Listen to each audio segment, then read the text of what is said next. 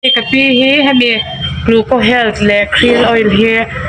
covid len ma tang khanin a eya azun kuma wangin amma I ei main kapi engti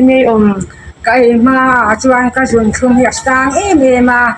đầm đồ ý là cái có mà cái bùn mà cái khá dùng chung thì hiểm là khá cái section ta nhỉ cái chiêu ta nhỉ chuan hemi đầm đồ bạch đi covid lên mà trang khang dùng chung khá cái niệm cho na cái dùng chung hi giờ đi lệ thì cái anh ya chú vàng cho là sang em mà cái bùn mà cái section này khắp nhà linh cái dùng chung hi sang na hemi đầm đồ bạch đi cái ở trang gia linh cái bùn mà section này là viên đầm đồ muôn dùng chung đầm đồ pa này để hemi cái ở trang gia cái dùng chung hi anormal là thì cho linh hemi bạn nhị căn ấy hianin dùng chung mà hiang bên lên hiang căn này boin apun là ba chuang i adam ma boka bên lên hiang căn này in thì chuanin hemi carol hi tui fin ra ta changa siam anya lang chua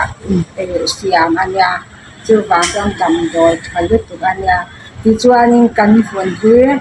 atinum boka anau boka thì chuan kan tha ati chaka kan thau thang ko atha thì chuanin hemi dam do hi zun thum nei to te hianin lo ai ve ula in that pui ngai ka ring kei poin khat ve te ka han phai hianin kei ma hianin ka zun thum asta in kan in sia kei ma hian siap na em mà tấm đặc hiệu ông ta anh ấy tapi hơi về ngay nè trong trang của Long Trai district trong trang của mình nè ở gặp về cái lòng bùi khóc mấy cho vàng cho anh hemi đầm đồi in ấy cho anh cái mà ở trong experience cái này cái này chuyện đang ở trong trang rồi tắc đầm na anh em cái gì cho vàng cho anh lâu ấy về chơi tuổi lên dùng chung ngặt na này dùng cái điều sạch nó sáng để các bạn chơi cái tuần này cái đó